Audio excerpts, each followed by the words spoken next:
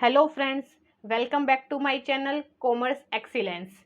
हम लोग अकाउंटिंग की बेसिक टर्म पढ़ रहे थे, जिसकी आज ये दूसरी वीडियो है।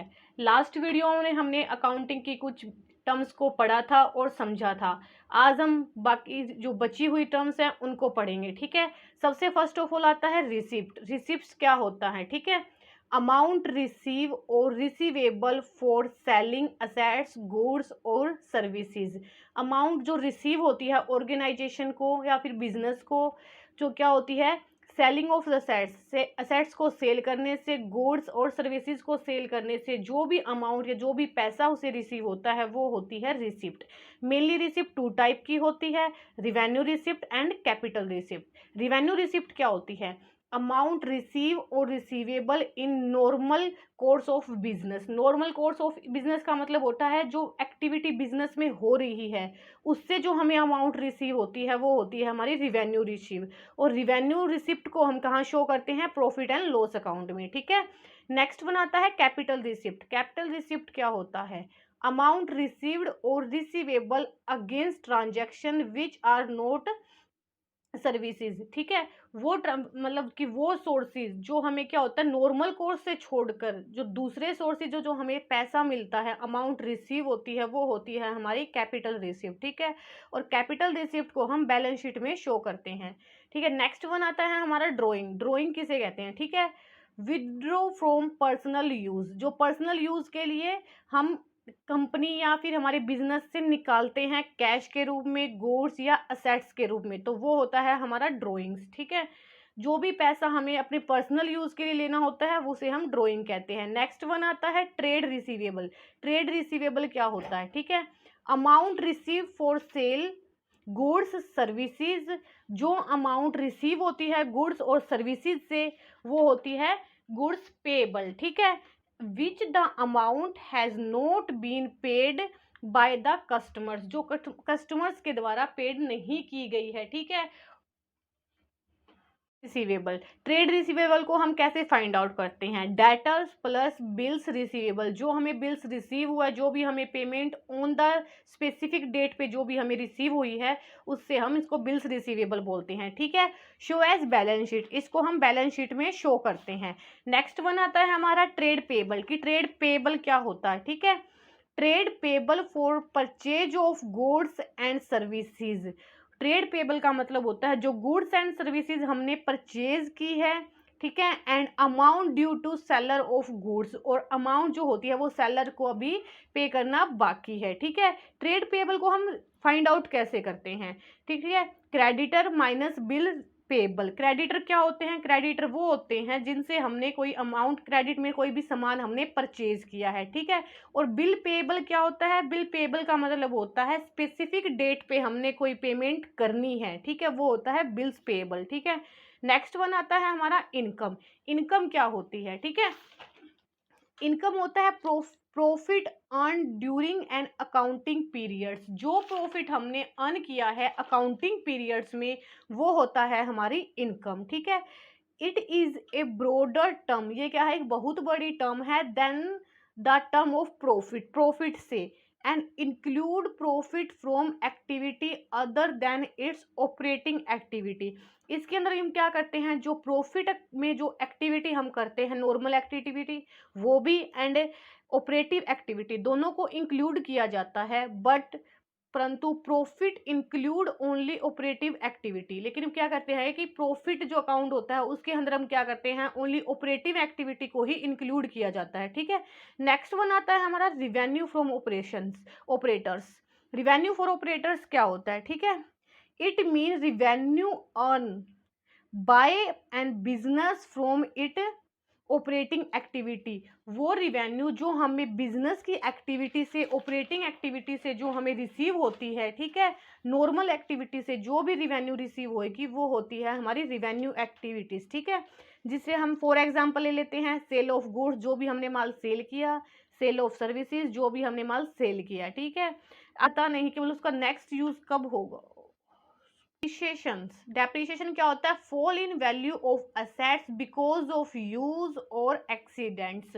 मतलब क्या होता है? असेट्स की वैल्यू जो टाइम के साथ कम हो जाती है किसी कारण से, जैसे कि एक्सीडेंट की वजह से हमने उसका रेगुलर यूज किया है, तो वो होता है हमारा डेप्रिसिएशन। ठीक है। नेक्स्ट वन आता है डिस्काउंट। डिस्काउंट क्या होता है? Reduction in price of goods amount to be paid to customer by firms.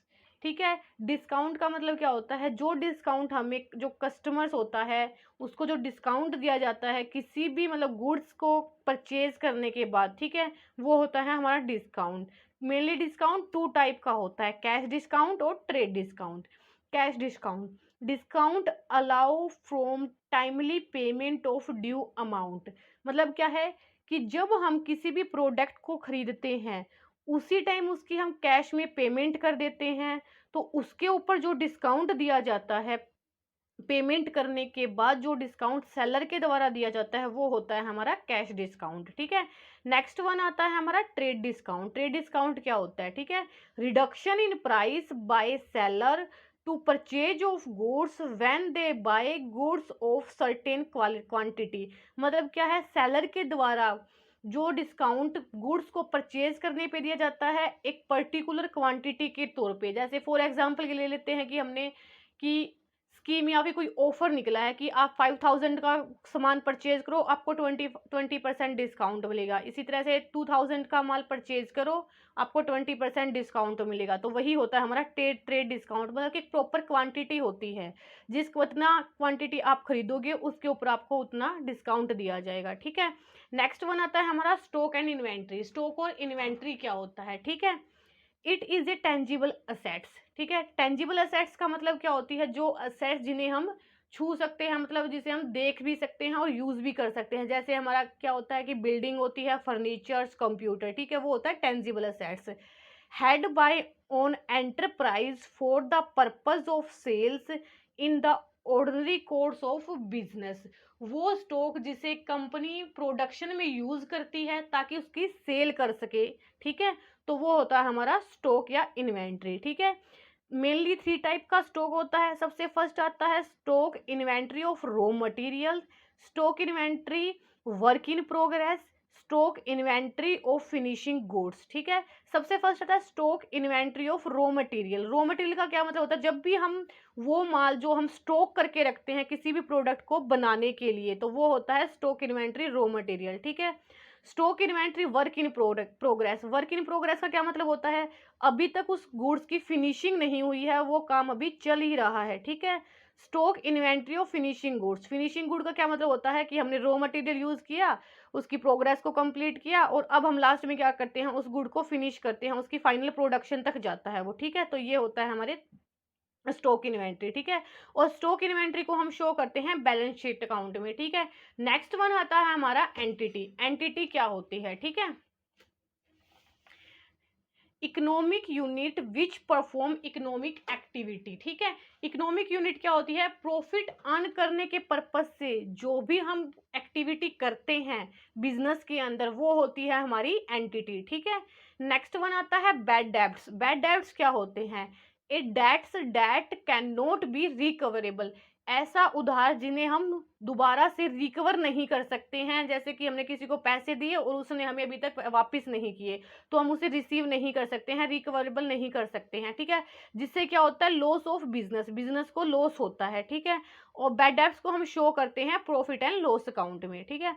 Next one आता है रिबेट। रिबेट भी मेनली डिस्काउंट की तरह ही होता है। जैसे हम डिस्काउंट में छूट देते हैं उसी तरह रिबेट में भी छूट दी जाती है। ठीक है। रिबेट क्या होता है? Reduction in price allow by the seller of goods after the goods have been sold.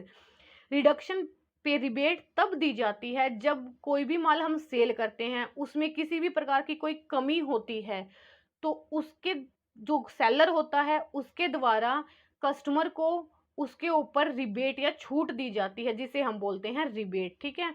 Next one आता है account. Account, accounting and accountancy, ये तीनों ऐसी टर्म्स है जिसमें मेनली सभी पर जिसमें मेनली सभी को कंफ्यूजन होता है कि हम कि अकाउंट्स क्या होता है, अकाउंटिंग क्या होता है और अकाउंटेंसी क्या होता है। ठीक है, तो हम पढ़ते हैं कि अकाउंट्स अकाउंट्स क्या होता है। All transaction record in particular head, वो ट्रांजैक्शंस जिन्हें हम पर्टिकुलर हेड में रिकॉर्ड करते हैं कंपनी की या फर्म की बुक्स में। ठीक है, वो होता है अकाउंट। जैसे फॉर एग्जांपल ले लेते हैं कि हमने श्याम अकाउंट बनाया, राम का अकाउंट बनाया, तो ये होता है हमारे अकाउंट्स। ठीक है, नेक्स्ट वन आता है अकाउंटिंग। अकाउंटिंग क्या होता है, ठीक है, accounting is an art of recording. Accounting क्या है, रिकॉर्डिंग है all the transaction of business, business की ऑल ट्रांजेक्शन को रिकॉर्ड करना, and knowing the result of carrying out of the business result. तो उसके क्या है, बिजनेस रिजल्ट क्या आते हैं। ठीक है, तो ये होता है हमारी अकाउंटिंग। ठीक है, जिसमें हम क्या करते हैं, स्टडी करते हैं अकाउंट्स को। ठीक है, और अकाउंटेंसी क्या होता है, स्टडी ऑफ अकाउंटिंग। जितने भी हमने अकाउंट्स में जितने भी हमने क्या किया, डाटा को रिकॉर्ड किया, एनालाइज किया, समराइजिंग की, उन सब की क्या होता है, स्टडी करना, वो होता है हमारा अकाउंटेंसी। ठीक है फ्रेंड्स, तो ये थी हमारी बेसिक टर्म ऑफ अकाउंटिंग्स। अगर आपको वीडियो अच्छा लगा हो तो इसे लाइक शेयर एंड सब्सक्राइब करें। Thank you.